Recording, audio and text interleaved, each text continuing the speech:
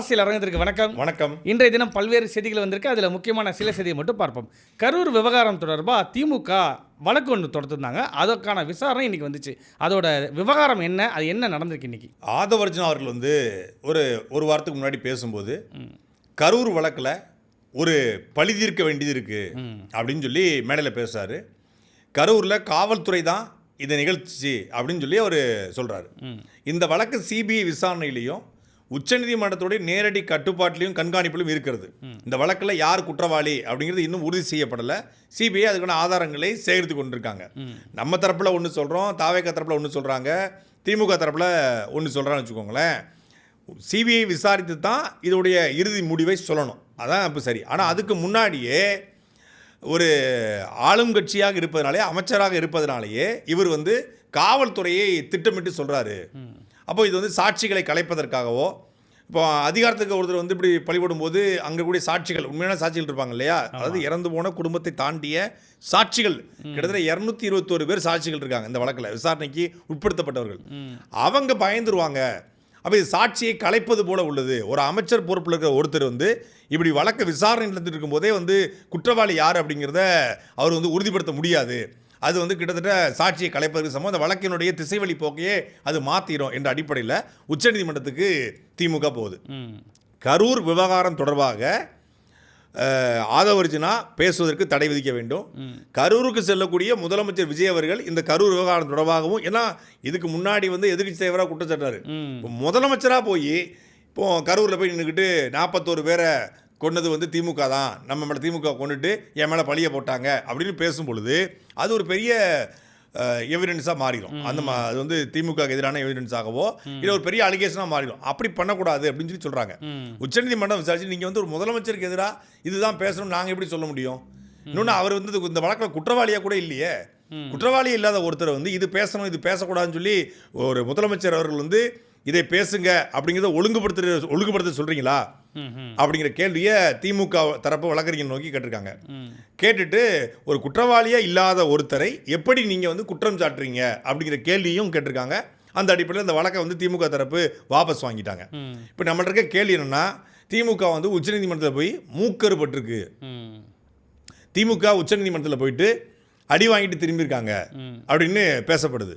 100 விழுக்காடு உண்மை. ஏன்னா திமுகவுக்கு இந்த வழக்கை எப்படி எடுத்துகிட்டு போகணும்னு சொல்லி யார் வழி நடத்துகிறாங்கன்னே தெரியல. உலகத்திற்கே தெரியும், கரூர் விவகாரத்தில் 41 பேர் மரணம் அடைந்ததில் விஜய் அவர்களுடைய காலதாமதம் தான் காரணம். எங்கேயுமே நிகழாதது இங்கேயே நிகழ்ந்துச்சு அப்படின்னா, எங்கேயும் எல்லா இடத்துக்கும் சரியாக போனவர் இங்கே தாமதமாக வந்தார். எல்லா இடத்துலையும் பரந்த வழியில் பார்த்தவர் இங்கே குறுகிய சாலையில் பார்த்தாரு. இங்கே குறிப்பிட்ட அந்த கிழமையில் கரூர் வேலுச்சாமிபுரத்தில் ஆயிரக்கணக்கான பேர் வேலை விட்டு வருவான் 5 மணிக்கு. அதுக்குள்ள தொழிற்சாலை இருக்கிற இடம், இந்த இண்டஸ்ட்ரீஸ் வந்து டெக்ஸ்டைல் நிறுவனங்கள் இருக்கும், வந்து இறங்குவான். நீங்கள் பார்த்துட்டு போய் நானும் போயிருக்கேன் பலமுறை. கரூரில் கேட்ட இடத்துலாம் கொடுக்கல, இதான் கொடுத்தாங்க. இந்த இடத்தோட பல இடங்களை கொடுத்துருந்தா இன்னும் மோசடியாக நடந்திருக்கும். அப்போ குடிநீர் பிரச்சனை, சரியான வழித்தடங்கள் இல்லை, வாகன நிறுத்துமிடம் இல்லை, வெயிலில் காத்து கிடந்தாங்க. இப்படி மயக்கத்துக்கு பல்வேறு காரணங்கள் கூட. வண்டி வரும்போது நெருங்கிதாங்க. இதை நம்ம 100 தடவை பேசிட்டு வச்சுக்கோங்களேன். இப்போ இதை அன்றைக்கே திமுக இந்த விஜய் அவர்களை எஃப்ஐஆரில் சேர்த்திருந்தா இன்னைக்கு உச்சநீதிமன்றத்தில் இது நடந்திருக்குமா? இந்த குட்டு வாங்கியிருக்க தேவையில்லையே. நீங்கள் கரூர் விவகாரத்தில் வந்து கரூர்லேருந்து கிளம்பி திருச்சிக்கு வராரு யார், விஜய். திருச்சியில் கொஞ்ச நேரம் இருந்துட்டு அவர் சென்னை கிளம்பி வராரு. சென்னையில் வந்து 3 நாள் இருக்கார். 4வது நாள் தான் காணொலி வெளியிடுறாரு. 3 நாள் அவர் எதுவுமே பேசலை. ஒரே ஒரு ட்வீட்டு மட்டும் இந்த இரங்கல் தெரிவிச்சுக்கிறாங்க மாதிரி போட்டுட்டு நொறுங்கி போயிருக்கேன்னு போட்டு விட்டுறாரு. அப்புறம் எல்லாருமே சைலண்ட் மோடு ஆகிறாங்க. யாருக்குமே இதை எப்படி எதிர்கொள்ளுன்னு தெரியல, என்ன நடந்துக்கிட்டுன்னு தெரியல. திமுக ஏதோ பண்ண போகுது, திமுகவுடைய காவல்துறை என்ன பண்ண போகுது, அரசு ஏதோ பண்ண போகுது அப்படின்னு. ஏன்னா எல்லாருக்கும் ஒரு பயம் வந்துருச்சு, நம்மளால தான் இது நடந்துச்சுங்கிற பயம் வந்துருச்சு. அந்த நேரத்தில் திமுகவுக்கு ரொம்ப ரொம்ப ரொம்ப நெருக்கமாக இருப்பதாக காட்டிக்கொண்ட ஒரு அதிகாரி, அவர் தான் இந்த ஆட்சி வந்தோடனே முதல்ல கூட தூக்கிட்டு ஓடினார். அந்த அதிகாரி நேரடியாக அங்கே இருக்கிற தாசில்தாருக்கு அழைச்சி உடனடியாக தாசில்தார்கிட்ட சொல்லி அவர் மேலே எந்த எஃப்ஐஆரும் வராதுன்னு சொல்லிடுங்க அப்படின்னு சொல்லியிருக்காரு. அவரும் கூப்பிட்டு, சார் உங்கள் மேலே எந்த எஃப்ஐஆரும் கிடையாது சார், அதை மேலேருந்தே சொல்லிட்டாங்க, சிஎம் ஆஃபீஸ்லேருந்தே சொல்லிட்டாங்க சார் அப்படின்னு சொன்னதுக்கப்புறம் தான் அவர் கான்ஃபிடண்ட்டாக கிளம்பி வந்திருக்காப்புல. திருப்பி 4 நாள் கழித்து எங்கள் அங்கிள் வந்து உங்கள் மேலே எந்த நடவடிக்கை எடுக்க மாட்டாருன்னு சொல்லி இங்கே ஃபேமிலி அங்கிள் ஆமாம் ஃபேமிலி தரப்பில் ப்ரோ உங்கள் எந்த நடவடிக்கை எங்கள் அந்தளவுக்குலாம் அவர் வந்து பண்ண மாட்டார், அவருக்கு வெஞ்சன்ஸ்லாம் கிடையாது, அவர் அதெல்லாம் கண்டுக்க மாட்டார், உங்கள் மேலே எதுவுமே அவர் பண்ணலை பார்த்தீங்களா, நீங்கள் அவர் பேசுனது கூட பார்த்தீங்களா, எந்த கட்சிக்காரனாவது தன்னை நம்பி வந்தவங்கள கொல்ல நினைப்பாங்களா அப்படி தானே பேசியிருந்தார். அப்படி போய் அப்படின்னு சொன்னதுக்கப்புறம் தான் சிஎம் சார் என் மேலே நீ பழி வாங்கினா ஒன்று நான் வீட்டில் இருப்பேன் இல்லை ஆஃபீஸில் இருப்பேன் அப்படின்னு வீடியோ போட்டது காரணமே இவர் இப்படி சொன்னதுக்கப்புறம் தான். ஸோ இவ்வளவு வாய்ப்புகளையும் திமுக தவற விட்டுச்சு. சாதாரணமாக ஒருத்தர் மீம் போட்டான்னா இந்த திமுகவோட ஐஎஸ் அந்த உளவுத்துறை அதிகாரிகள்லாம் சொல்லி மீம் போட்டவனை தூக்கி பாம்பு போட்ட மாதிரி கைது பண்ணிடுவாங்க. டெம்போ ட்ராலர் வச்சு தேடுறது. நான் ஒரு கள்ளக்குடியில் ஒரு பாட்டு, அதான் அதிமுக காலத்தில் பாடின பாட்டு, அந்த பாட்டை பாடிட்டு நான் எங்கள் ஊருக்கு வீடு கட்டுறேன்னு சொல்லி போனால் குற்றாலத்தை தெங்காசி என்னை வந்து காலையில் கைது பண்ணி என் அலைபேசியை பறித்து அதிரடியாக பண்ணாங்க, என் காரை உடச்சி எல்லாம் பண்ணாங்க. அப்புறம் வந்து தக்காளியில் பேசிட்டு வர்றதுக்குள்ளே பரபரப்பாக பாயிடுச்சு. இப்போ விஜயை தூக்குனா அவர் பெரிய ஆளாயிருவார், ஆதவர்ஜனா தூக்குனா பெரிய ஆளாயிருவார், புஷியானந்த தூக்குனா பெரிய ஆளாயிருவார், அப்படிலாம் பண்ணதனுடைய விளைவு என்ன ஆயிடுச்சுன்னா இப்போ அவங்க சர்வ சாதாரணமாக விக்டிம் கார்டு ப்ளே பண்ணி எங்களுக்கும் அதுக்கும் சம்மந்தம் இல்லைன்னு சொன்னது மட்டும் இல்லாமல் இன்றைக்கி கரூருக்கு 10ஆம் தேதி விஜய் அவர்கள் போகிறாரு. பல்வேறு காரணங்களுக்காக போகிறாரு. இது ஒரு காரணமாக சொல்லப்படுது. விஜயபாஸ்கர் அந்த கரூருடைய மதியழகனா அவங்க எல்லாம் சேர்ந்து வந்து கடுமையான ஏற்பாடுகள் பண்ணிகிட்டு இருக்காங்க. அங்கே 41 குடும்பத்திற்கும் அரசு பணி, பலியானவங்க குடும்பத்துக்கு அரசு பணி. அதாவது இந்த 41 பேர் மொழி போர் தியாகிகளா, இல்லை ஏதாவது ஜல்லிக்கட்டு போராட்ட காலத்தில் உயிர் நீத்தவங்களா, இல்லை ஏதாவது தமிழ்நாட்டுடைய ஸ்டெர்லைட் ஆலையில் உயிர் நீத்தவங்களா? ஸ்டெர்லைட் ஆலையில் உயிர் நீத்தவங்க குடும்பத்துக்கு அரசு பணி கொடுத்தா கூட பரவாயில்லையா? ஒரு பெரிய நச்சு ஆலையை எதிர்த்து போராடி உயிர் நீத்தாங்க, அந்த குடும்பத்திற்கு அரசு பணி கொடுத்துருக்காங்கன்னு சொல்லலாம். நீட்டை எதிர்த்து பல்வேறு மாணவர்கள் வந்து உயிர் நீத்துக்கிறாங்க, அந்த குடும்பத்திற்கு ஏதாவது ஒரு கல்வி, நீட்டில் ஒரு குடும்பத்தில் ஒருத்தர் இறந்துட்டான்னா அடுத்த மாணவனை கல்வியில் உயர்த்துவதற்கோ இல்லை அவனை வந்து இன்னொரு மருத்துவரை மாற்றுவதற்கோ தமிழ்நாடு அரசு அவனை தத்தெடுத்துக் கொள்ளுது அப்படின்னா கூட அது பாராட்டுக்குரியது. இராணுவத்தில் உயிர் செத்து இந்த நாட்டுக்காக போராடி எத்தனையோ தமிழன் இராணுவத்தில் செத்து வராங்க. 3 லட்சம் ரூபாங்க அவனுக்கு வந்து நிவாரணம். அவன் குடும்பத்துக்கு அரசு பணியும் கிடையாது, ஒரு பணியும் கிடையாது. வீட்டில் 2 அண்ணன் தம்பி இருப்பான், இராணுவத்தை சேர்த்துருப்பான், 15ஆவது நாள் தம்பி போய் இராணுவத்தை சேர்றான். ஒரு குடும்பமே இராணுவத்துக்கு, அதுவும் தமிழர்கள் தான் அதிகமாக இராணுவத்தில் சாகுறாங்க. ஏதோ ஒரு போர் எல்லையில் பயிற்சி எடுக்கும்போது இல்லை எல்லையில் போருக்கு இல்லாத காலகட்டத்தில் கூட நிறைய மரணங்களை நம்ம பார்க்குறோம். சமீபத்தில் கூட இராணுவ வீரர் இறந்து போகிறாரு. அந்த இராணுவ வீரனுக்கு தமிழ்நாடு அரசு வந்து மத்திய அரசு பணியில் இருந்தாலும் கூட தமிழக அரசு அவனுக்கு ஒரு வேலை வாய்ப்பு தருதுன்னா கூட அது பாராட்டுக்குரியது, வரவேற்கத்தக்கது. விவசாயம் செய்ய முடியலன்னு சொல்லி பூச்சி மருந்து குத்தி சாகிறான், தூக்கில் தொங்கி சாகிறான், தான் வளர்த்த மரத்தில் அவனே தொங்கி சாகிறான், கடன் தொழில சாகிறான். அந்த விவசாய குடும்பத்துக்கு ஒரு அரசு பணி இல்லை விவசாய கடனை முழுமையாக அந்த குடும்பத்தை தள்ளுபடி பண்ணுது அப்படின்னு பண்ணால் கூட அது வரவேற்கத்தக்கது, பாராட்டக்கூடியது. ஆனால் நடிகனை பார்ப்பதற்கு போய் ஒரு கவர்ச்சியில் ஒரு மயக்கத்தில் போய் காலையிலேருந்து காத்து கிடந்து செத்து போனவனுக்கு அரசு பண்ணினா இது எந்த மாதிரியான சமூகம், எந்த மாதிரியான முன்னுதாரணமாக இருக்கும்? நீங்கள் 41 பேர் என்ன தியாகம் பண்ணிட்டாங்க, அவங்க செஞ்ச தியாகத்தை சொல்லுங்கள். என்ன அர்ப்பணிப்பு நாட்டுக்காக அந்த 41 பேர் செஞ்ச தியாகம். குழந்தைங்களும் இருக்காங்க. அந்த மரணம் கொடுமையானது. அந்த மரணத்தை நம்ம வந்து ஒருபோதும் கொச்சைப்படுத்த போகிறதில்ல. எல்லாருக்கும் வலி உண்மை தான். இன்னும் அந்த குடும்பத்தாரை இழந்து பல பேர் வாழ்கிறாங்க. கண்ணில்லாத ஒரு தாய் வந்து தன் மகனை இழந்து வாழ்கிறா, வாய் பேச முடியாத ஒரு தாய் தன் பிள்ளையை இழந்து வாழ்கிறா. அவங்களுக்கு நிவாரணம் கொடு, உன் காசில் கொடுங்க. யாருக்காக சேர்த்தாங்க? ஆதவர்ஜனாவுடைய பணத்தை எடுத்து கொடுங்க, இன்னொரு 50 லட்சம் கொடு. ஆதவர்ஜனாவுடைய அரைஸ் அப்படின்னு ஒரு நிறுவனத்தில் ஃபினான்ஸ் கம்பெனி, மைக்ரோ ஃபினான்ஸு, வேலையை போட்டு கொடுங்க. உங்களுடைய சத்யபாமா யூனிவர்சிட்டி இருக்குது, அங்கே வேலை போட்டு கொடுங்க. விஜய் அவர்கள் நடத்தக்கூடிய எத்தனையோ நிறுவனங்கள் இருக்கு, பள்ளிக்கூடம் இருக்குது, ரியல் எஸ்டேட் நிறுவனங்கள் இருக்குது, பல்வேறு தொழில் இன்வெஸ்ட்மெண்ட் பண்ணியிருக்காரு, அங்கே தாராளமாக கொடுங்க. ஏன் செங்கோட்டையன் தொழில் செய்யலையா? உங்கள் கட்சியில் எத்தனை பேர் பல் டாக்டர் வச்சுக்கா, டென்டல் ஹாஸ்பிட்டலு, அங்கே போய் 4 பேர் சேர்த்துக்க. 41 குடும்பம் தானேங்க. 41 குடும்பத்தை இந்த எம்எல்ஏ மரியவல்சன் ஜேபிஆர் காலேஜ் வச்சிருக்காருல, அந்த காலேஜ் ஒரு 41 பேரில் அது யார் என்ன தகுதி இருக்கோ சேர்த்துக்கோங்க. பாராட்டுறோம், வரவேற்கிறோம். ஜேபிஆர் மகன் தானே சொன்னார், நான் வருடம் முழுக்க ஆளுக்கு வந்து வருஷத்துக்கு நான் மாதத்துக்கு 5000 போட்டு இன்சூரன்ஸ் கவர் பண்ணுறேன்னு. இன்சூரன்ஸ் கவர் பண்ணுறவர் அவங்க வாழ்க்கையை கொடுக்க மாட்டாரா? அரசு பணி எதற்கு? அதான் கேள்வி. நீங்கள் உங்களுக்கு விருப்பம் இருந்தால் உங்கள் சொத்தில் ஆளுக்கு 1 கோடி எழுதி கொடுங்க, அவங்களுக்கு லேண்டு கொடுங்க, அவங்களுக்கு வந்து உங்கள் நிறுவனத்தில் பணி போட்டு கொடுங்க. உங்களை பார்க்க வந்த நாட்டு மக்களுக்காக ஒன்றும் சாவலி. அவங்க இந்த நாட்டை காப்பாற்றுறதுக்காகவோ மொழியை காப்பாற்றுறதுக்காகவோ நீங்கள் யார் கொடுக்கணும்? ஒரு தாசில்தாருங்க, ஒரு விஏஓ ஆற்றுமல் கொள்ளையை எடுத்து போராடுறாரு, தொடர்ச்சியாக வந்து அவங்கள வந்து கைது பண்ண வைக்கிறாரு. அவரை அந்த 2 கும்பல் வந்து வெட்டி கொள்றான். இப்போ அந்த பையனுக்கு அரசு பணி, அது பாராட்டுக்குரியது. ஏன்னா ஒரு ஆற்றுமல் கொள்ளையை தடுத்த ஒரு தாய் விஏஓ போராடினாரு, உறுதியாக நின்னாரு, அவர் இறந்து போயிறாரு, அங்கே அரசு பணி. ஒரு எஸ்ஐ ஒருத்தனை திரட்டி கொண்டு போகிறான், ஒரு ஆற்றுமல் கொள்ளையனை, அங்கே அந்த எஸ்ஐ வெட்டி கொலை செய்யப்படுறாரு. அந்த எஸ்ஐ குடும்பத்துக்கு நீ அரசு பணி கொடு, பாராட்டுக்குரியது, வரவேற்கத்தக்கது.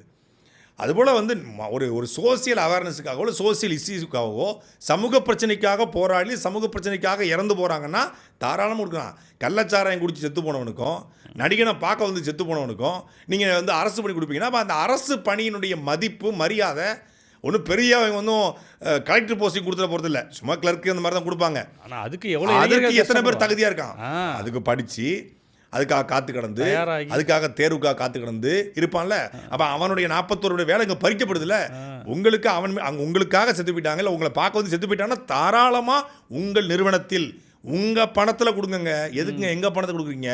ஊரா வீட்டு நெய்யில் எதுக்குங்க உங்கள் வீட்டுக்கு பொங்கல் செய்கிறீங்க அப்படிங்கிற கேள்வி இருக்குல்ல. கண்டிப்பாக. ஏன்னா இப்போ இங்கே பார்த்தோம்னா 41 பேருக்கு அரசு வேலையை அறிவிக்கிறாரு. இன்னொரு பக்கம் அமைச்சரே வந்து எங்களுக்கு ஒரு கணக்கு இருக்குது, அந்த கணக்கை தீர்க்கணும் அப்படிங்கிறாரு. இல்லை, கணக்கை தீர்த்துட்டாங்க. கரூர் மற்றும் சுற்று வட்டாரத்தில் கூடிய அத்துணை காவலர்களையும் மாற்றிட்டாங்க, ட்ரான்ஸ்ஃபர் பண்ணியாச்சு. அங்கே இருக்கக்கூடிய எஸ்பி, அங்கே டிஎஸ்பி, மாவட்ட ஆட்சியர், இன்ஸ்பெக்டர், எஸ்ஐ, ஏட்டு, போலீஸு எல்லாத்தையும் மாற்றுறாங்க. அப்போ வந்து போலீஸே குற்றவாளின்னு சொல்கிறீங்களா? சரி, போலீஸே குற்றவாளினா அந்த குற்றவாளி காவல்துறை வந்து என்ன சொல்கிற அமைச்சர் இத்தனை வரையும் ட்ரான்ஸ்ஃபர் பண்ணியிருக்காங்க, காவல்துறையால் தான் இது நிகழ்ந்துச்சுங்கிற மாதிரி சொல்ல வராங்க. காவல்துறை திமுகவுக்கு ஏதோ ஒரு சார்பலியாக இருந்துச்சுன்னு சொல்ல வராங்க. அந்த காவல்துறையை ஏன் உங்களுடைய ஆட்சியில் வச்சுருக்கீங்க? புறாரையும் தூக்கு.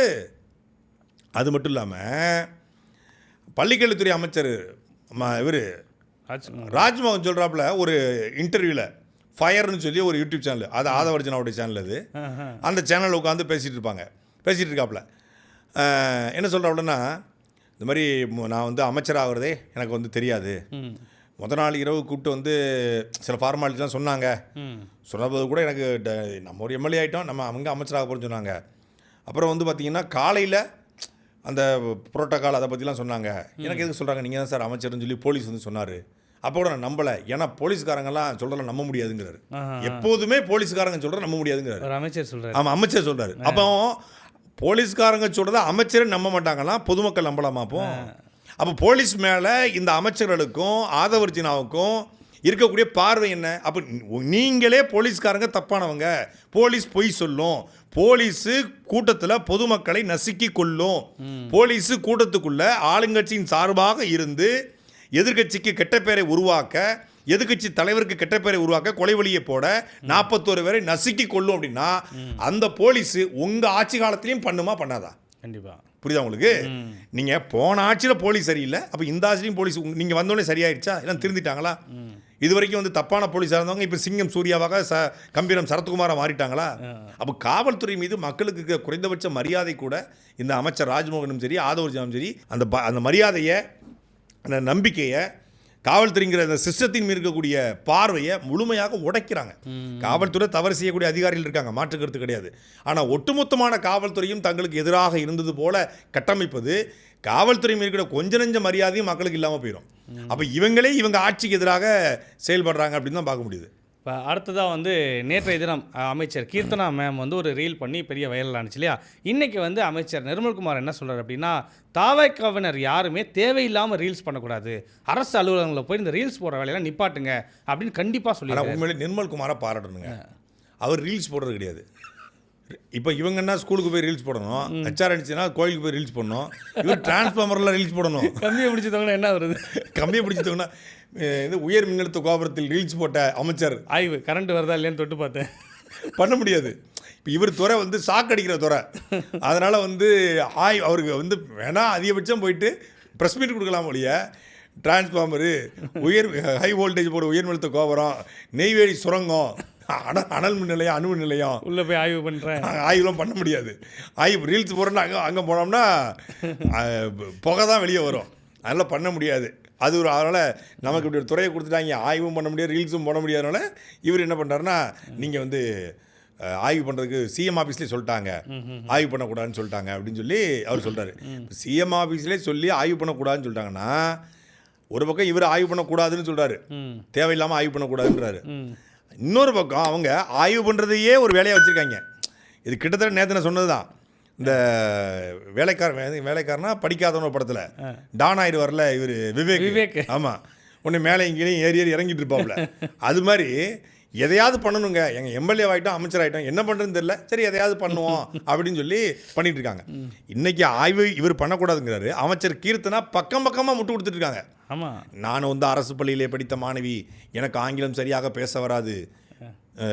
இல்லை அது இப்போ உடச்சிட்டாங்களே, அவங்க அரசு பள்ளியிலலாம் படிக்கலையா, அரசு உதவி பெறும் தனியார் பள்ளியில் தான் படிச்சிருக்கிறாங்க. அதுதான் எல்லாமே ரீல் தானே. அதாவது அவங்களுடைய பொலிட்டிக்ஸ் மட்டும் ரீல் கிடையாது, அவங்களோட ரியல் லைஃபே ரீல் தான். ரீல் லைஃப்பில் தான் வாழ்ந்துட்டு இருக்காங்க. அதனால் இன்னும் நிறைய கதைகளை பார்க்கலாம். அவங்க வந்து இன்னும் இவங்கெல்லாம் வந்து நம்ம கலைஞர் இப்படிப்பட்டவர், கருணாநிதி இப்படிப்பட்டவர், ஸ்டாலின் இப்படிப்பட்டவர், ஒரு முறை பெரியார் இப்படி செய்தார் அப்படிலாம் நம்ம வந்து கதைகளை படிக்கிறோம்ல, இவங்க திராவிட கதைகளை. அதுபோல் இவங்க கதைகளை கண்ணுக்கு முன்னாடி, அதுவாது நம்ம இந்த இணையதள உலகம் உருவாகிறதுக்கு முன்னாடி ஒரு முறை ஈவேரா இப்படித்தான், ஒரு முறை கருணாநிதி இப்படித்தான், ஒரு முறை அண்ணா இப்படித்தான் ஆரம்பிப்பாங்க. அதை உடைக்கிறதுக்கு பல ஆண்டுகள் ஆணுச்சு. ஆமாம், இப்போ இவங்க இந்த இணையதள உலகம் ஏஐ ChatGPTன்னு போயிட்டு இருக்க இந்த காலகட்டத்தில் கண்ணுக்கு முன்னாடி இவனுக்கு அப்பட்டமாக போய் சொல்கிறாங்க. ஒருத்தன் என்னன்னா லாட்ரி விற்கிறான், அவன் சமூக சேவகர்னு போட்டுக்கிறான். ஒருத்தன் என்னடான்னா ஆடு திருடுறான், அவன் அரசர் வளர்க்குறீங்கிறான். ஒருத்தன் பார்த்தா கள்ளச்சாராயம் பாண்டிச்சிருந்து கடத்தி கொண்டு விற்கிறாங்க, அவனை இப்போ வந்து டிஸ்ட்ரிக்ட் பிபின்றாங்க. அதாவது எந்த தகுதியும் தராதரம் இல்லாத ஒரு கூட்டம் தமிழ்நாட்டில் அரசியலில் கோல வச்சு கொண்டிருக்கிறது. அதுக்கு என்ன பண்ணுறதே தெரில. அப்படிங்கிறதுனால இந்த மாதிரியான ஆய்வுகளை நிகழ்த்தி கொண்டு இது மூலமாகவாது மக்கள்கிட்ட வந்து ஏதாவது ஒரு பேர் எடுத்துடலாம் அப்படின்னு சொல்லி, அதாவது அவங்களோட பாடி லாங்குவேஜ் இருக்கு இல்லையா, அது எனக்கு ரொம்ப டிஸ்கஸ்டிங்காக இருக்குது.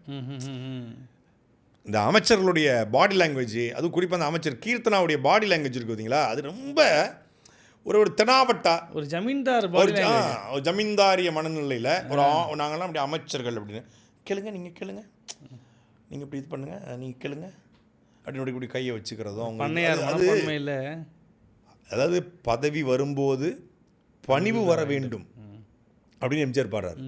நீங்கள் உயர உயர உயர உயர உங்களுக்கு பணிவு வந்தால் மட்டும்தான். அதிகாரம் வந்து நிலையானதே கிடையாது. புரியுதா உங்களுக்கு? பெரிய கொம்பெல்லாம் மண்ணுக்குள்ளே கிடக்கிறான்.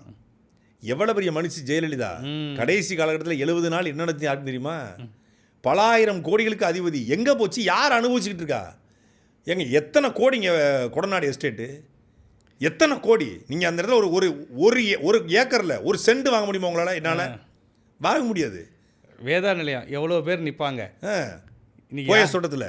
இன்னைக்கு யார் இருக்கா? செக்யூரிட்டி வாசலில் உட்காந்துருக்காரு, அவ்வளோதான். எத்தனை கோடி அது, அதோட மதிப்பு பூட்டி கிடக்கு. அங்கே போய் நீங்கள் ஒரு இடம் வாங்க முடியுமா? நம்ம தனுசு மாதிரி ஆட்கள் தான் வாங்க முடியும், நம்ம இப்படி வாங்க முடியும். அது மாதிரி அவங்க எல்லாம் மண்ணெல்லாம் மண்ணுக்குள்ளே போயிட்டான். அதாவது இராணுவத்தில் அழிஞ்சதை விட ஆணவத்தில் அழிஞ்சவன் தான் அதிகம். அவங்களாவது ஒரு 30 வருஷம் 20 வருஷம் ஆண்டு அந்த ஆணவத்து முறை சில பேர் காட்டினாங்க. இந்த பொன்முடி மாதிரியான ஆட்கள் வந்து போசி பஸ்ஸு அந்த மாதிரிலாம் பேசுனாங்க. ஆனால் நீங்கள் அதிகாரத்துக்கு வந்து 60 நாள்லேயே ஆணவத்தை காட்டுறீங்க. அது வந்து இந்த மாதிரியான ரீல்ஸ் போட்டு சாமானிய மனிதர்களுடைய நம்பிக்கைத்தன்மையை, சாமானிய மனிதர்களுடைய இதை வந்து கேள்விக்குறி ஆக்குறீங்க. அப்படின்னா இந்த அதிகாரம் உங்களை தூக்கிறதுக்கு ரொம்ப நாள் ஆகாது. அப்படிங்கிறதான் கீர்த்தனா போன்றவர்களுக்கு நம்ம சொல்லக்கூடிய செய்தி.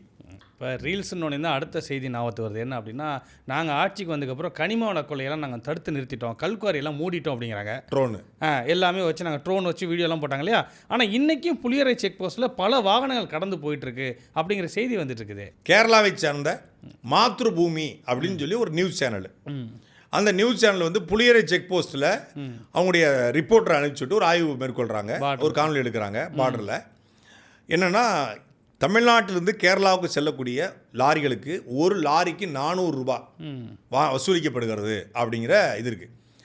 இந்த வசூல் கேரள தமிழ்நாடு எல்லையில் இருக்கக்கூடிய புளியரை செக் போஸ்டினுடைய சோதனை சாவடி காவலர்களுக்கு போகுதா, அங்கே இருக்கக்கூடிய வருவாய்த்துறை அதிகாரிகளுக்கு போகுதா, இல்லை அங்களுடைய கனிமவளத்துறை அதிகாரிகளுக்கு போகுதா, இல்லை பொறுப்பு அமைச்சராக இருக்கக்கூடிய ராஜுவுக்கு போகுதா? ராஜுனா சுற்றுலாத்துறைன்னு சொன்னார்ல. ஆமாம், சுற்றுச்சூழல் மற்றும் காலநிலை மாற்றம். அவன் காலநிலை மாற்றம் அமைச்சர். எனக்கு சுற்றுலாத்துறை கொடுத்துருக்காங்கன்னு எந்த துறையும் அவருக்கே தெரியாது. அவருக்கு போகுதா, இல்லை அவர் மூலியமாக கனிமவளத்துறை அமைச்சருக்கு போகுதா, இல்லை அதன் மூலியமாக தலைமைக்கு போகுதா அப்படிங்கிற கேள்வி இப்போதைக்கு கேள்வி. ஒரு பைசா லஞ்சம் எங்கள் ஆட்சியில் வாங்க மாட்டோம், கரப்ஷன் ஃப்ரீ கண்ட்ரி அப்படின்னாங்க. ஜீரோ கரப்ஷன் இல்லை, ஜீரோ கவர்னன்ஸ் வேணால் சொல்லலாம். அதான் உண்மை, அதான் உண்மை. நாங்கள் வந்து 15 நாள்லேயே இந்த துறையில் இல்லை, அந்த துறையில் இல்லை, கனிமத்துறையில் வந்து இதை மிச்சப்படுத்திருக்கோம், அதை மிச்சப்படுத்திருக்கோம்னாங்க. ஆயிரக்கணக்கான லாரிகளில் இன்றைக்கும் கல்கள் வெட்டி கொண்டு கேரளாவுக்கு போகுது. மாத்ரு பூமிங்கிற கேரள செய்தி சேனலு கேவலப்படுத்திருச்சு தமிழ்நாட்டை.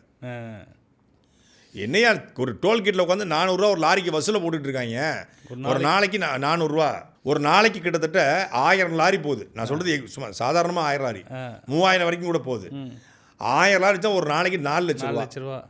ஒரு நாளைக்கு 4 லட்சம் தான் சோதனை சுங்கச்சாவடி காவலர்கள் எடுத்துகிட்டு போவோம்னு நினைக்கிறீங்களா நீங்கள்? கண்டிப்பாக மாத சம்பளமே அவங்களுக்கு 18,000 தான். அவங்க 4 லட்ச ரூபா வரைக்கும்லாம் படுறதுக்கான வாய்ப்பே கிடையாது. இது கேரளாவுடைய மாத்ருபூமி நியூஸ் அடிப்படையில் பேசுகிறேன், ஆதாரத்தின் பூர்வமாக. 4 லட்ச ரூபா ஒரு நாளைக்குன்னா மாதத்துக்கு எவ்வளோ கணக்கு பண்ணிக்கோங்க. கிட்டத்தட்ட 1,20,00,000 ரூபா. இது லஞ்சமா இல்லையா? இது கரப்ஷனா இல்லையா? இது கமிஷனா இல்லையா? இது கலெக்ஷனா இல்லையா? இதுதான் தூய்மையான ஆட்சியா? இதை நேர்மையான ஆட்சியா? கேரளாவை சார்ந்த மாத்ருபூமி சேனல் வந்து தமிழ்நாட்டில் புளியரை செக் போஸ்ட்டில் தென்காசி மாவட்டத்தில் இப்படி ஊழல் நடக்குது, முறைகேடு நடக்குது அவன் போடுறான். ஆனால் நம்ம ஊர் மீடியாக்கள் என்ன பண்ணுறதில்ல, ஒரு நிமிஷம் லியோவாகவே மாறிட்டாரு நம்ம சிஎம். தண்ணி குடித்த ஸ்டைலில் பார்த்தீங்களா? மனசில் பெரிய இளைய தலைவி விஜய் நினப்பு நம்ம சிஎம்க்கு இளைய தலைவி விஜய் நினைப்பான். அவர் தான் விஜய். அவரையே ஒரு நிமிஷம் விஜயாக மாறிட்டாரு. விஜய் எப்படா விஜயா மாறுவார்? ஜோசப் விஜய், அவங்க சொல்றது விஜய். தண்ணி கொடுத்து சப்புன்னு இருந்ததா என்று செத்து ஜோதித்து பார்த்தா சோசப்பு அப்படின்னு கூட போடான்னு போடுவாங்க. இப்போ வந்து அவங்க அப்கிரேட் ஆயிட்டாங்க. விஜய்க்கு மட்டும் இல்லாம இன்னைக்கு வந்து அமைச்சர் வன்னியரசும் இன்னொரு அமைச்சரும் ஒரே தட்டுல மிச்சர் சாப்பிட்ட அமைச்சரை பார்த்தீங்களா? இதுதான் சமத்துவம் அப்படின்னு இவங்க இந்த ரீல்ஸை போட்டுட்டு உட்காந்துருக்காங்க. அடுத்த ரீல் ஓடிட்டு இருக்கு. உச்சநீதிமன்றத்தில் திமுக போனது ஆதரிச்சுனா இந்த வழக்கு கொடுத்து பேசக்கூடாதுன்னு. ஆனால் தமிழ்நாட்டு ஊடகங்கள் எப்படி போடுது அப்படின்னா, முதலமைச்சர் விஜய் அவர்களுக்கு எதிராக சென்ற வழக்கு வாபஸ், விஜய்க்கு எதிராகவே இந்த வழக்கு போகலை. இந்த வழக்கு போடுறது ஆதவர்ச்சுனா இப்படி கரூர் விவகாரம் கொடுத்து பேசுறாரு, அவர் சாட்சியில் கிடைக்க பார்க்குறாரு அப்படிங்கிற இப்படி தான் அவங்க கொண்டு போகிறாங்க. அந்த வழக்கில் வந்து அவங்க சரியான வாதங்களை எடுத்து வைக்கல. உச்சநீதிமன்றம் வந்து அவர் அக்யூஸ்டாகவே இல்லையே, எஃப்ஐஆர்லேயே பேர் இல்லையே, அப்புறம் எப்படி அவர் அக்யூஸ்ட் சொல்கிறீங்க அப்படின்னு சொல்லிட்டு அதை இது பண்ணுறாங்க. இவங்க வழக்கை வாபஸ் வாங்கிறாங்க. அப்போ ஒரு செய்தியை எப்படி கொண்டு போய் தமிழ்நாடு ஊடகங்கள் சேர்க்குது? தமிழ்நாட்டு ஊடகங்கள் வந்து எதுக்கு போட்டாங்கன்னா, ட்ரோன் கேமராக்களை வைத்து ஆய்வு செய்த கனிமவளத்துறை அமைச்சர், முதல்வன் படத்தை ரீக்ரியேட் பண்ண தமிழ்நாடு கனிமவளத்துறை அமைச்சர், வந்த 3 நாளில் இந்த அமைச்சர் பண்ண வேலை. அப்புறம் எங்கேயாவது பிரபுவை பார்த்தீங்களா? அக்கல்ல எப்போ பார்த்தீங்க கடைசியாக? இந்த ட்ரோனை வச்சு காரில் போனார்ல, அது சரியா மே 10ஆம் தேதி வர்றாங்க. 12, 13, 14, 15, 16 இந்த 5 நாள் தான் அவர் வந்து ஊருக்குள்ளே தெரிஞ்சுட்டு இருந்தாப்புல. இப்போ செய்தியிலே காண பாருங்க, எங்கேயுமே பார்க்கல. இருக்கிடம் தெரியாமல் இருப்போம்டா.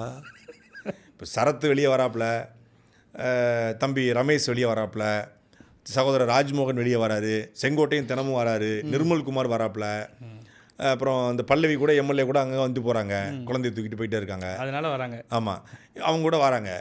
ஆனால் அந்த கனிமவளத்துறை அமைச்சர் டிகே போகிறப்ப எனக்கு தெரிஞ்சு நான் பார்க்கலங்க. மீடியா குவாரியில் இருக்கிறாரோ என்ன பண்ணுறாரோ, குவாரிக்கே போலையே, எல்லா குவாரியும் மூடியாச்சுங்க. அப்புறம் எதுக்கு குவாரிக்கு போனோம்? நம்ம வந்து ஒரு காணொலி வெளியிட்டு இருந்தோம். இந்த மாதிரி மதுரை மாவட்டத்தில் ஒரு குறிப்பிட்ட கல்குவாரி வந்து இவங்க வந்து மூடுற மாதிரி சொல்கிறாங்க.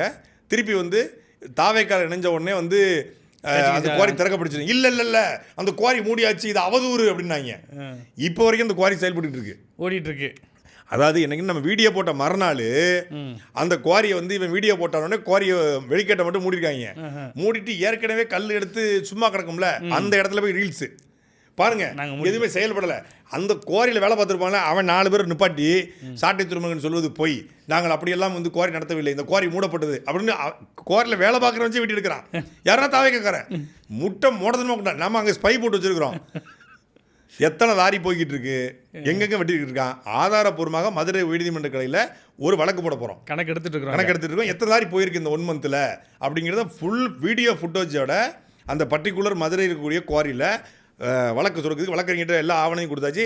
மதுரையில் இருக்கக்கூடிய நம்மளோட ஸ்லீப்பர் செல் ஒன்று இருக்குது, அது எடுத்து அது தவைக்கால தான் இருக்குது. அந்த ஸ்லீப்பர் செல் வந்து டேட்டா எடுத்து தரேன், நான் தரேன்னு நீங்கள் வந்து சொன்னது முழுக்க உண்மை. இந்த குவாரி இன்னும் செயல்பட்டு கொண்டிருக்கிறது. அவர் யாருன்னா மதுரை முன்னாள் சட்டமன்ற உறுப்பினர் தளபதியோட சொந்த தம்பி பாரின்னு சொல்லி கோபால்சாமி ப்ளூ மெட்டல் அந்த குவாரியோட பேர். அப்போ அந்த கோபால்சாமி ப்ளூ மெட்டல் வந்து இன்றைக்கும் ஸ்டில் நவ் நடந்துகிட்டு இருக்கு. அங்கே ஒரு முறைகேடு நடந்துகிட்டு இருக்கு. அங்கே இருக்கக்கூடிய எல்லா விவசாயிகளும் பாதிக்கப்படுறாங்க, பொதுமக்கள் பாதிக்கப்படுறாங்க. இப்படி குவாரிகளை பூரா வந்து முறைகேட்டை நான் கட்டுப்படுத்திட்டோம், லஞ்சத்தை கட்டுப்படுத்திட்டோம், முறையாக செயல்படுதுன்னு சொல்லி அந்த அமைச்சர் வந்து ஆய்வு பண்ணி 67 குவாரியை மூடும்போது வீடியோ போட்ட அதை செய்தியாக்கிய ஊடகங்கள் இன்றைக்கு எங்கேயாவது போய் இந்த குவாரி முறையாக நடக்குதா நடக்கலையா, இந்த 67 குவாரிகள் மூடப்பட்டிருக்கா மூடப்படலையா அப்படிங்கிறத செய்தியாக்கணும்ல. நடுநிலை ஊடகங்கள் தானே, நீங்கள் 4ஆம் தூண்கள் தானே. ஒரு கேரளா செய்தி சேனலுக்கு இருக்கக்கூடிய குறைந்தபட்ச அறம் கூட தமிழ்நாட்டு செய்தி சேனலுக்கு இல்லை அப்படிங்கிறது தான் இந்த செய்தியின் மூலமாக தெரிய வருது. அடுத்ததா இன்னைக்கு வந்து பார்த்தோம்னா ரியல் எஸ்டேட் ஆணைய தலைவர் திரு சிவதாஸ் மீனா அவர்கள் திடீர்னு ராஜினாமா பண்ணியிருக்காங்க. அவங்களுக்கு வந்து ஏதோ அழுத்தம் கொடுக்கப்பட்டிருக்கதா சொல்கிறாங்களே, அது உண்மைதானே? ஏதோ அழுத்தம் இருக்குது அவங்களுக்கு? இன்றைக்கு இல்லை, 1/7/2026 அதாவது 1ஆம் தேதி தமிழ்நாடுடைய முன்னாள் தலைமைச் செயலாளர் சிவதாஸ் மீனா அவர் வந்து ரெராவுடைய கமிஷனராக இருக்கார். அவர் திடீர்னு ராஜினாமா பண்ணுறாரு. அவரை வந்து பதவி நீட்டிப்பு செய்து இந்த டிபார்ட்மெண்ட்டை தொடருங்கன்னு சொன்னதே இந்த அரசு தான். பதவி நீட்டிப்பு செய்கிறாங்க. திடீர்னு வந்து அவரை வந்து டிபார்ட்மெண்ட்லேருந்து ராஜினாமா பண்ணிட்டு போக சொல்கிறார். ராஜினாமா பண்ணுறாரு. அவர் ராஜினாமா பண்ணவர் தான் செய்தி. ஆனால் ராஜினாமா பண்ணுறதுக்கு பின்னாடி சிஎம் ஆஃபீஸ்லேருந்து சொல்லிட்டாங்க நீங்கள் ராஜினாமா பண்ணுங்க அப்படின்னு அவருக்கு ஒரு அழுத்தம் கொடுக்கப்பட்டிருக்கு. ஏன் சிஎம் ஆஃபீஸ்லேருந்து? இது சொன்னது யாருன்னா சாய்குமார் ஐஏஎஸ். ஏற்கனவே சங்கர் ஜிவால் அவர்களுக்கு இந்த மாதிரி சிஎம் ஆஃபீஸ்லேருந்து சொல்லிட்டாங்க நீங்கள் ராஜினாமா பண்ணுங்க. அதாவது 60 ஆண்டுகள் மட்டும்தான் பதவியில் இருக்க முடியும். இந்த சில அதிகாரிகளுக்கு வந்து அவங்களுடைய நேர்மையின் காரணமாக இல்லை அவங்களுடைய எலிஜிபிலிட்டி காரணமாக இல்லை அவங்க வந்து சிறப்பாக செயல்படுறாங்க அப்படிங்கிறதுக்காக பதவி நீட்டிப்பு செய்வாங்க. இது வழக்கம் தான். அப்படி தான் சிவதாஸ் மீனாவுக்கு வந்து பதவி நீட்டிப்பு செய்யப்படுது. சங்கர் ஜிவாலுக்கும் பதவி நீட்டிப்பு செய்யப்படுது. சங்கர் ஜிவாலையும் அழைச்சி நீங்கள் வந்து ராஜினாமா பண்ணுங்க அப்படின்னு வலுக்கட்டாயமாக ராஜினாமா வைக்கப்படுறாரு. சிவதாஸ் மீனாவும் வலுக்கட்டாயமாக ராஜினாமா செய்ய வைக்கப்படுறாரு. அவர் ஒரு வடநாட்டு அதிகாரியாக இருந்தாலும் கூட ஒரு நேர்மையான அதிகாரி. அவர் பல்வேறு தலைமைச் செயலர்கள் தமிழ்நாட்டில் இருந்திருக்காங்க. சிவதாஸ் மீனா அவர்கள் மீது வந்து எந்த விதமான பெரிய அலிகேஷன்ஸும் கிடையாது. அவர் வந்து சம்பாதிச்சார், இந்த மாதிரி இது பண்ணார், தனக்கு வேண்டப்பட்டதை பண்ணார், இன்ஃப்ளூயன்ஸ் பண்ணார் அப்படிங்கிற எந்த குற்றச்சாட்டும் இல்லை. இன்னொன்று அவர் இந்த ஆட்சி என்ன சொல்கிறாங்க அப்படின்னா 8 பட்டியல் சமூகத்துக்கு நாங்கள் அமைச்சர் பதவி கொடுத்துருக்கோன்னு சொல்கிறாங்க. ஆமாம், 8 பட்டியல் சமூகத்துக்கு அமைச்சர் பதவி கொடுக்குன்னு சொல்கிற இதே ஆட்சியில் தான் பட்டியல் சமூகத்தை சார்ந்த ஒரு அதிகாரியை வலுக்கட்டாயமாக பணியிலிருந்து நீங்கள் ராஜினாமா பண்ணிட்டு போங்கன்னு சொல்கிறாங்க. இது தலைமைச் செயலாளர் சாய்குமார் ஐஏஎஸ்னுடைய உத்தரவின் அடிப்படையில் நடந்திருக்கிறது. அதாவது நான் 60 வயசு மேலே இருக்க மாட்டேன், அது மேலே யாரும் இருக்கக்கூடாதுன்னு ஒரு வெளியே சொல்லிக்கிறது காரணம். ஆனால் உண்மையான காரணம் என்னென்னா, நேர்மையான அதிகாரிகள் ஒரு துறையில் இருந்தால் அந்த துறையில் எதுவும் செய்ய முடியாது. இப்போ அவங்க இந்த சிண்டிகேட்ஸ் இருக்கும் இல்லையா, இந்த கரப்ஷன் சிண்டிகேட், இதை உடைப்பாங்க. இன்னொன்று, இந்த அதிகாரிகள் இருந்தால் லஞ்சம் வாங்க முடியாது, எதுவும் பண்ண முடியாது. அதனால் இந்த அதிகாரிகளை தூக்கிட்டு தனக்கு வேண்டப்பட்ட அதிகாரிகளை நியமிப்பதற்காக திட்டமிட்டு சிவதாஸ் மீனா வந்து ராஜினாமா செய்ய தள்ளப்பட்டிருக்காரு. அது நிர்பந்திக்கப்பட்டிருக்காரு. அவரும் வந்து மரியாதையாக ராஜினாமா பண்ணிட்டு கிளம்பிட்டார். இப்போ நம்ம தொடர்ச்சியாக சிவதாஸ் மீனா குறித்து பேசும்போது, அந்த சாய்குமார் ஐஏஎஸ் குறித்து பேசும்போதே இன்னொன்று சொல்லியிருந்தோம். இப்படி எல்லா அதிகாரியும் நீங்கள் வந்து ராஜினாமா பண்ண வைக்கிறீங்களே, டெல்லியில் இருக்கக்கூடிய தமிழ்நாடு தமிழ்நாடு இல்லத்தில் மின்சாரத்துறையுடைய இயக்குனராக இணை இயக்குனராக முத்தையா என்கிற ஒரு அதிகாரி இருக்கார். அவரை ஏன் நீங்கள் ராஜினாமா பண்ண சொல்லலை? அவர் நேரடியாக ராதாகிருஷ்ணன் அவர்களுடைய நெருக்கத்தில் கூடியவர். சாய்குமார் ஐஏஎஸ் இருக்கும்போது நெருக்கத்தில் இருந்தவர். சொல்லப்போனால் தங்கமணி, முன்னாள் மின்சாரத்துறை தங்கமணி, செந்தில் பாலாஜி, இவங்க காலத்திலேருந்தே தொடர்ச்சியாக தொடர். ஒரே அதிகாரி ஒரு போஸ்டிங் 3 வருஷத்துக்குள்ள போஸ்டிங் போடுவாங்க இல்லையா, ஒரே அதிகாரி எப்படிங்க இருக்காரு? இன்னொன்று 60 வயசு முடிஞ்சிருச்சு, 63 வயசு ஆகுது அவருக்கு. 2023 அவருடைய பதவி காலம் முடிஞ்சிருச்சு, இன்னும் ஏங்க இருக்காரு அப்படின்னு தொடர்ச்சியாக கேட்டோம். இப்போ நம்ம கேட்டதுடைய விளைவாக, வேறு யாரும் பேசலாத, நம்ம தொடர்ச்சியாக அதை தோல்வித்துறை விளைவாக இன்றைக்கு காலையில் சரியாக 11:30 மணிக்கு அவர் ராஜினாமா பண்ணியிருக்காரு. பண்ணிட்டாரு ஒரு வழியா. ஆனால் அவர் ராஜினாமா பண்ணதுக்கான காரணம் இது மட்டும் கிடையாது. வேற கடந்த 2 நாளைக்கு முன்னாடி இளையராஜா அப்படிங்கிற ஒரு சட்டமன்ற உறுப்பினர் ஊத்தங்கரையில் திமுகவை சார்ந்த நபர்கள் என்னை விலை பேசுவதற்காக 35 கோடி தரேன்னு சொல்கிறாங்க என்று ஒரு புகார் அளிக்கிறாரு. அந்த புகாரில் திருநாவுக்கரசு அப்படின்னு நிறைய சில பேர் கைது பண்ணுறாங்க. அவங்ககிட்ட கேட்ட வாக்குமூலத்தின் அடிப்படையில் கரூர் சட்டமன்ற உறுப்பினராக இருந்த முன்னாள் அமைச்சராக இருந்த செந்தில் பாலாஜி மற்றும் அவருடைய தம்பி அசோக், இவங்க 2 பேருடைய தூண்டுதல் அடிப்படையில் தான் இது நடந்துச்சு அப்படின்னு எஃப்ஐஆர் பதிவு செய்யப்படுது செந்தில் பாலாஜி என்ற அசோக் மேலே. இதில் அசோக் வந்து தேடப்படும் குற்றவாளியாக அறிவிக்கப்பட்டு, காவல்துறை தேடுது, விசாரணைக்கு அவர் வரல. இந்த அசோக்கு டெல்லிக்கு போயிருக்காரு. டெல்லியில் இருந்த அசோக்கை இந்த அதிகாரி யார் முத்தையா போய் பார்த்துருக்காரு. எங்கள் தீய சக்தியவே நீ போய் பார்த்துட்டியா அப்படின்னு சொல்லி அவரையும் ராஜினாமா பண்ண சொல்லியிருக்காங்க. ஒரு வழியாக மாட்டிக்கிட்டாரு. ஆமாம், ஏற்கனவே டெல்லியில் வந்து அசோக் வந்து அப்ஸ்காண்ட் நல்லா பார்ப்போம். ஆமாம், அப்போ டெல்லியில் அசோக் தங்கியிருக்கும்போது தமிழ்நாடு ஹவுஸ்லேயே அசோகை தங்க வச்சு அவர் சர்வசாதாரணமாக வாக்கிங் போயிருக்காரு. வாக்கிங் போகும்போது ஒரு தடவை வந்து அமலாக்கத்துறை குண்டு கட்ட தூக்கிறாங்க. தூக்கி அப்புறம் பேச வேண்டியதை பேசி கொடுக்க வேண்டியதை கொடுத்து அசோக் வெளியே வந்துடுறாரு. புரியுதா உங்களுக்கு? அசோக் கைதுன்னு ஒரு தடவை செய்தி கடுமையாக வருது. ஆமாம், கேரளாவில் கைது, வெளிநாடு தப்பிச்சு கைதுன்னு. அந்த கைது உண்மையான கைது தான். ஆனால் அரை மணி நேரத்தில் என்ன பண்ணுறாங்கன்னா கைது இல்லைல்ல, கைது போயின்றாங்க. நம்ம கூட தமிழில் வச்சு அசோக் கைதுன்னு வீடியோ போட்டோம். ஆனால் அது உண்மை தான். அதுக்கப்புறம் டக்குன்னு தலையில் மாற்றி கைது செய்யலை, காவல்துறை கைது செய்கிற மாதிரி தேடிக்கிட்டு இருந்தாங்க. அது கைது ஆகாத மாதிரி அவர் போயிட்டாரு அப்படின்னு. ஆமாம், ட்ராப் பண்ணிட்டாங்க. கடைசியில் பார்த்தா கைதானது உண்மை. டெல்லி தலைமைச் செயலகத்துக்கு எதிர்க்கக்கூடிய பார்க்கில் அவர் நடைபெற்று போனது உண்மை, கைதானது உண்மை, எல்லாமே உண்மை. அப்போதும் இவரை தங்க வச்சது யாருன்னா இந்த முத்தையா தான். ஏன்னா இவர் மின்சாரத்துறையினுடைய இணை இயக்குனர், இங்கே மின்சாரத்துறை அமைச்சர் அவர். அப்படிங்கும்போது பழக்க வழக்கம் போக்குவரத்துகள் இருக்க தானே செய்யும், இருந்திருக்கு. ஏற்கனவே அவர் தங்கமணிக்கும் ரொம்ப இருக்குது, அங்கேயும் போக்குவரத்து, இங்கேயும் போக்குவரத்து, எல்லாருக்கும் கம்ஃபர்டபுளான ஒரு அதிகாரி.